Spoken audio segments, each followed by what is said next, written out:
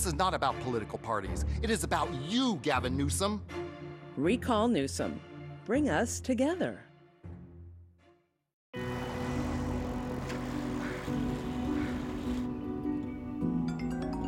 How we doing? Fabulous.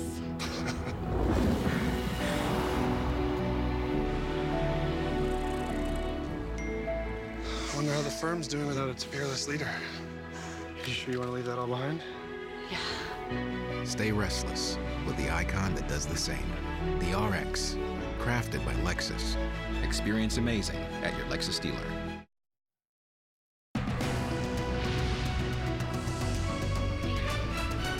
Now at 6, the heroes who ran into the danger, remembering the fallen first responders who selflessly gave their lives trying to save others. And a chilling voice from the cockpit on a doomed flight. We're going to hear from one of the air traffic controllers who made contact with a terrorist on that fateful day. And waving flags so we never forget.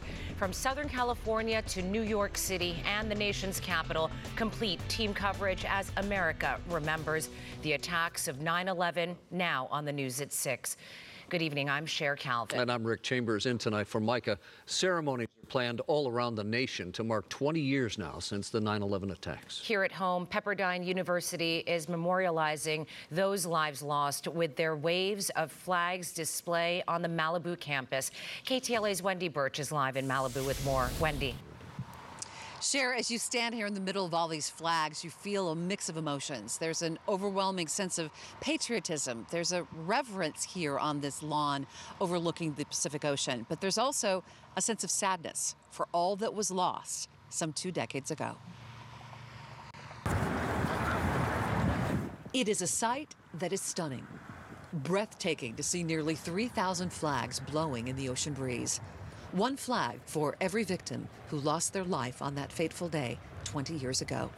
And one flag from every country that felt that loss. I was just driving by him on my way to Santa Monica, and as soon as I saw it, I knew exactly what it was. I knew exactly tomorrow's the 20-year anniversary. A moment in time that remains a vivid memory. One that Pepperdine University has memorialized for the past 14 years with this Waves of Flags display. The university feels a special connection to the 9/11 tragedy, as one of their alumni, graduate student Thomas Burnett, is credited for being one of the heroes aboard United Flight 93. His sacrifice inspired a student back in 2007 to come up with this idea, but they didn't have the funding. That is, until he shared his idea with university board member Pat Boone. Yes, that Pat Boone. He had this idea. I proposed it to President Benton. He said, well, it's a little too quick. We can't get it organized, and we don't know where to get the flags. I said, I'll pay for the flags, and I did. And with that gesture, the flags began flying. It takes 2 straight days and close to 200 volunteers to get them all in place. But it only takes a quiet moment amid this wave to realize the magnitude of what this country lost on 9/11. To see the number of flags, and you see the number of 3,000 people, but to walk from one end to the other and think how that represents each life, it's just amazing. Incredible.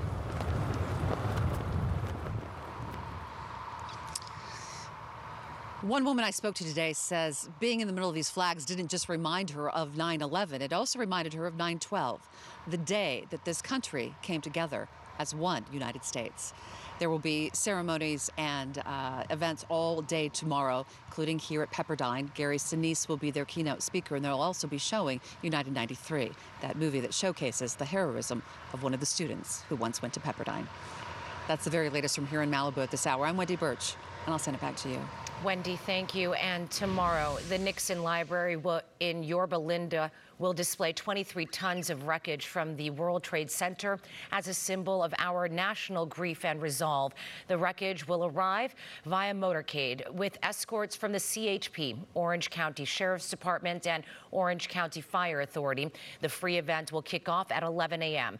We'll have more on the ceremony in a live report at 6:30. And born out of that tragedy, the 9/11 Museum in New York City has become a place now to honor the fallen and for a whole new generation to remember what was lost. Reporter Corey Chambers spoke with the chief curator about what went into creating this special place.